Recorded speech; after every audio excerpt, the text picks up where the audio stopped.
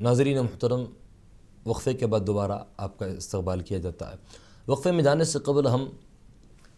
وراثت کی تقسیم کے حوالے سے گفتگو کر رہے تھے، اور اسی پر جو مکمل طور پر تفصیلات ہے اس کو تقسیم کرنے کے حوالے سے اس پر بھی ہم روشنی ڈال رہے تھے۔ اب اس عنوان پر جو بھی آپ کا سوال ہے، اس کے علاوہ کوئی بھی آپ دینی یا اسلامی سوال کرنا چاہتے ہیں تو جو نمبر اسکرین پر آپ کو دیا جا رہا ہے 040666651 یا 52، اس نمبر پر آپ راست ہم سے کال پر اپنا سوال کر سکتے ہیں۔ انشاءاللہ تعالی جو بھی اس کا حل ہے، جو بھی اس کا جواب ہے، قرآن و سنت کی روشنی میں ہم دیں گے۔ تو وراثت کی تقسیم کے حوالے سے گفتگو چل رہی تھی، اسی کے حوالے سے گفتگو جاری تھی۔ تو دیکھیے ناظرین کرام، نبی کریم صلی اللہ علیہ وسلم نے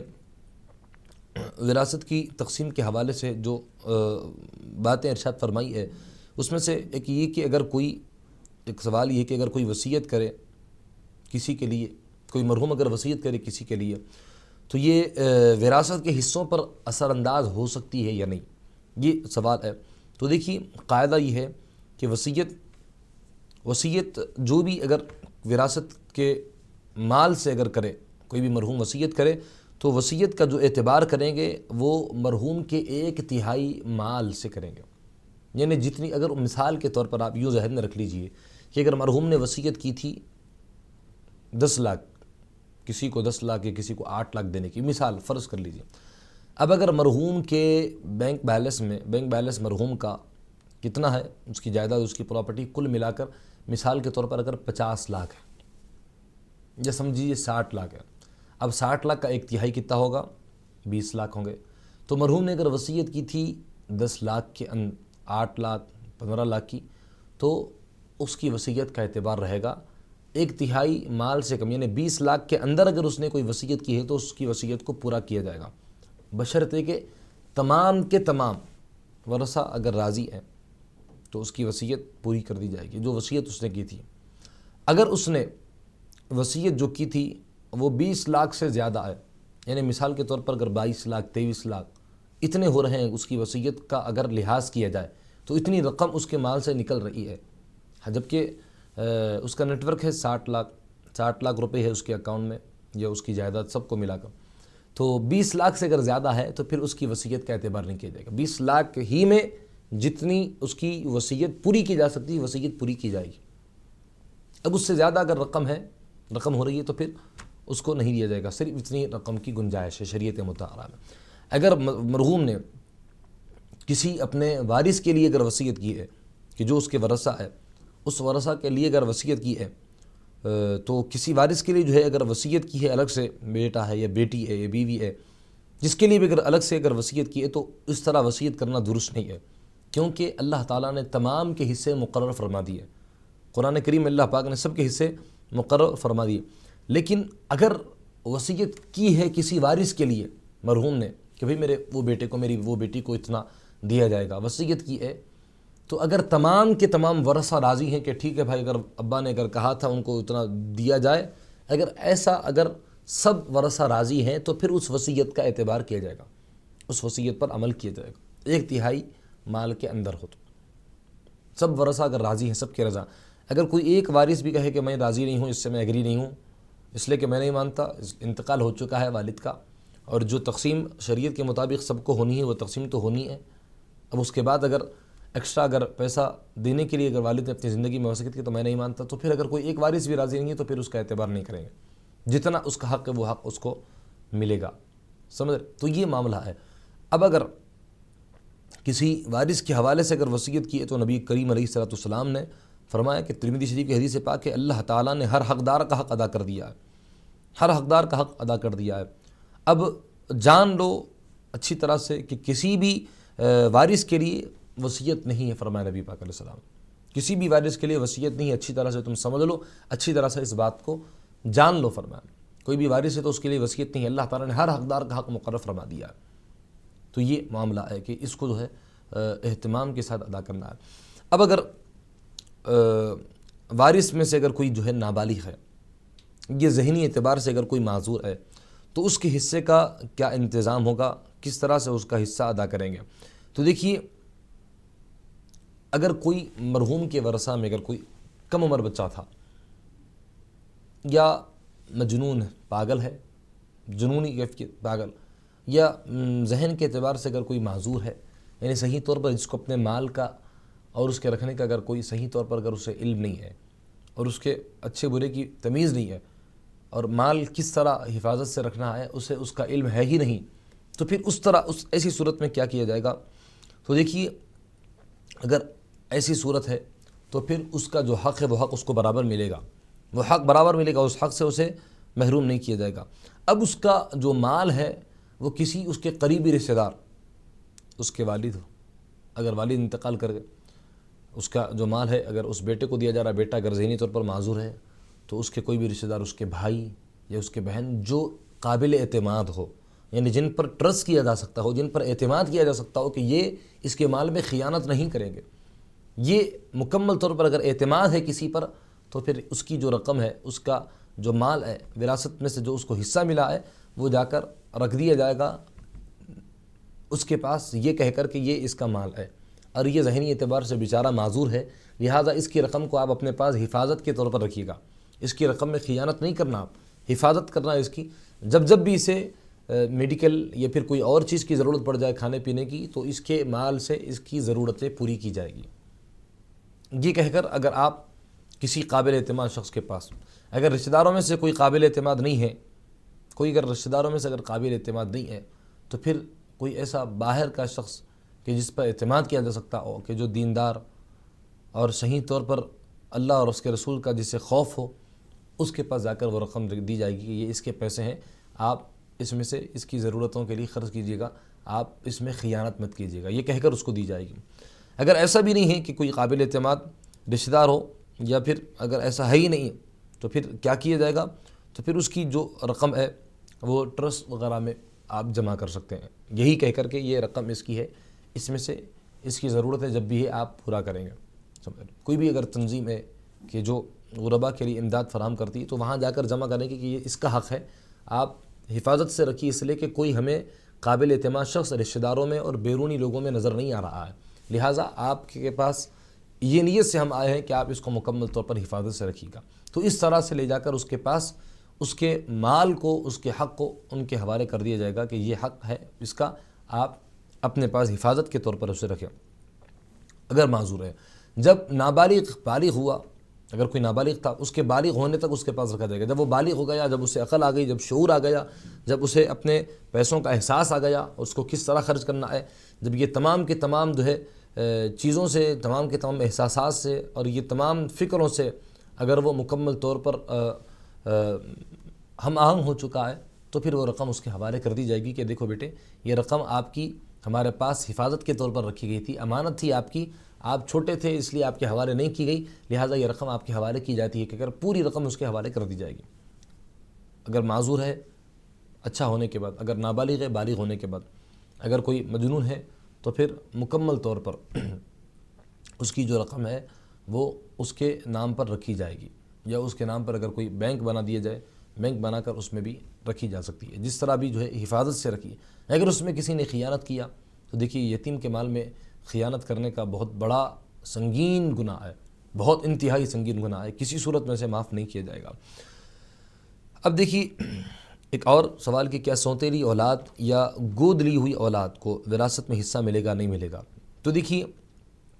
اسلام میں گود لی ہوئی اولاد حقیقی اولاد نہیں بنتی ہے، لہٰذا نہ سوتیلا گود لیا ہوا بیٹا حقیقی بیٹے کی طرح وارث بن سکتا ہے، اور نہ ہی سوتیلی جو ہے گود لی ہوئی بیٹی حقیقی بیٹی کی طرح وارث بن سکتی ہے۔ البتہ اگر کوئی شخص انہیں وراثت میں حصہ دینا چاہے تو وہ اپنی وصیت کے ذریعے 1/3 جو طریقہ ہے اس میں دے سکتا ہے، اسے دے سکتا ہے، سمجھ رہے بات؟ تو یہ وراثت میں اسے حق نہیں دیا جائے گا۔ جو سوتیلا یعنی جو اس کا حقیقی بیٹا اگر نہیں ہے، حقیقی بیٹا نہیں ہے، تو اس طرح سے اس کے لیے اگر پیسے دینا بھی ہے اپنے وراثت سے تو وصیت کر سکتا ہے، یا اپنی زندگی میں بطور ہدیہ اس کو دے سکتا ہے، بطور ہدیہ اسے دے سکتا ہے۔ اب اگر کسی کی 2 بیویاں ہیں، ایک بیوی کی اولاد دوسری بیوی کی اولاد، 2 بیویاں اگر کسی کی ہیں، تو اب اس کے ایک بیوی کے پیٹ سے جو بچے ہیں، دوسری بیوی کے جو پیٹ سے جو بچے ہیں، اب اس کے مال سے اس میں برابر برابر تقسیم کیا جائے گا، کمی زیادتی نہیں کی جائے گی، اس لیے کہ یہ دونوں بھی اس کی اولاد ہے، یہ دونوں بھی اس کا خون ہے، لہذا بڑی بیوی کی اولاد ہے تو اس کو زیادہ، چھوٹی بیوی کی اولاد ہے تو اس سے کم، ایسا نہیں، سب کو برابر برابر حصہ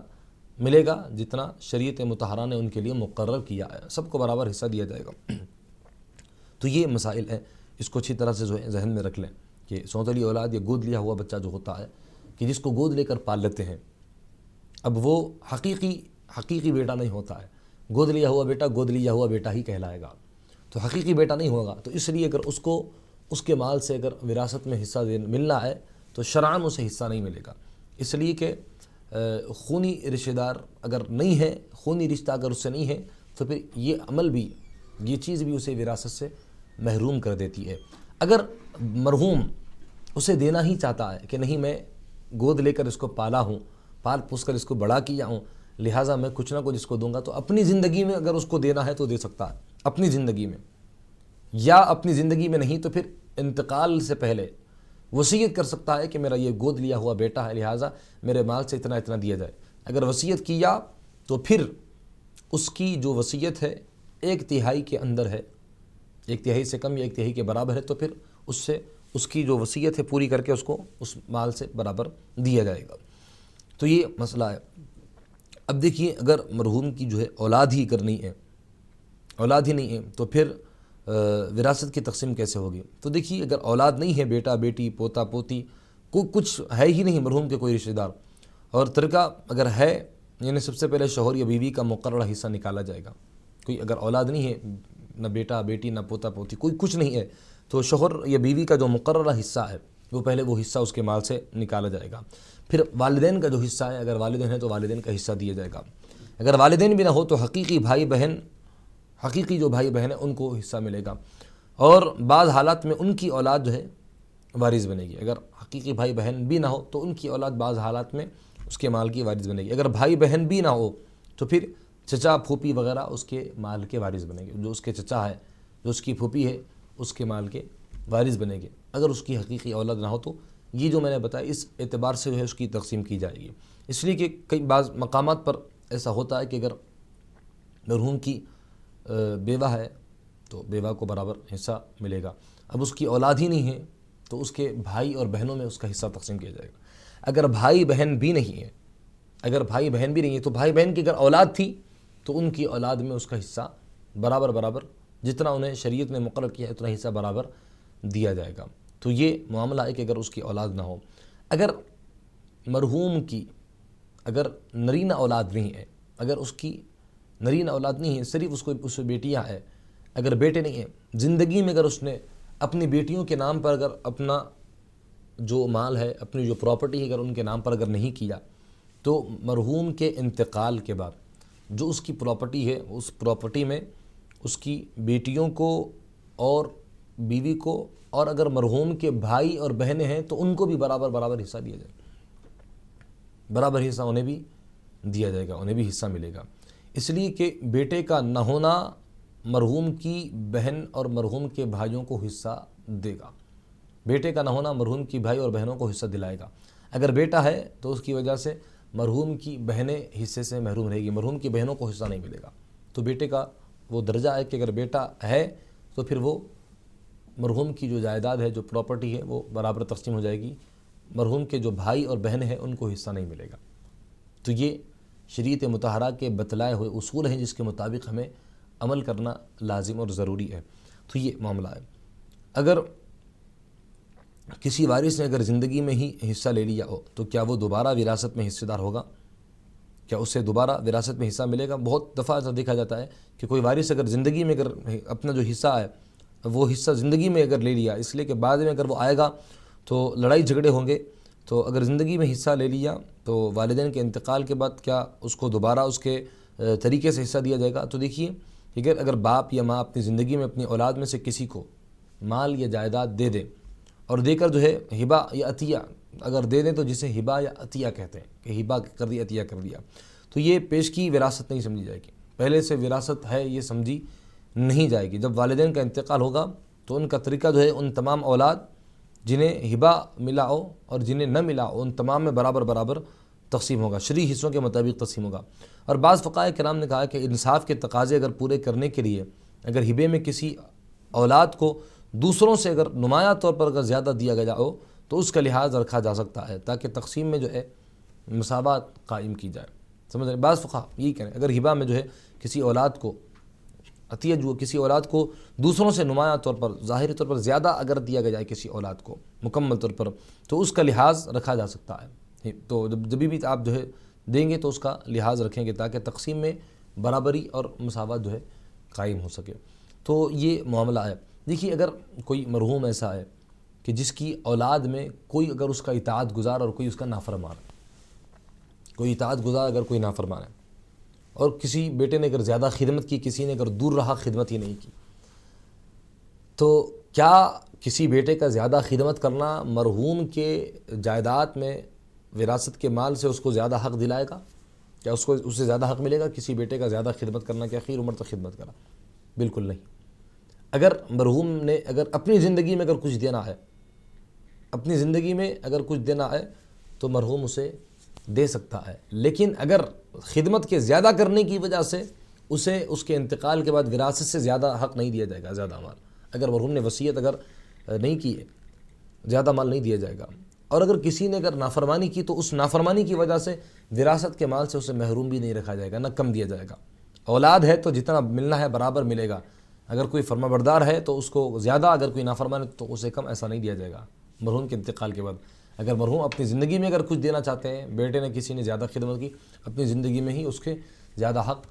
ہبہ عطی کے طور پر مال دے سکتا ہے۔ اب بعد میں جب ہوگا تقسیم تو اس تقسیم میں سب کو جو ملنا ہے اس کو بھی برابر ملے گا۔ فی الحال وقت ہو چلا ہے ایک چھوٹے سے بریک کا، بریک کے بعد دوبارہ پھر آپ سے ملاقات کریں گے۔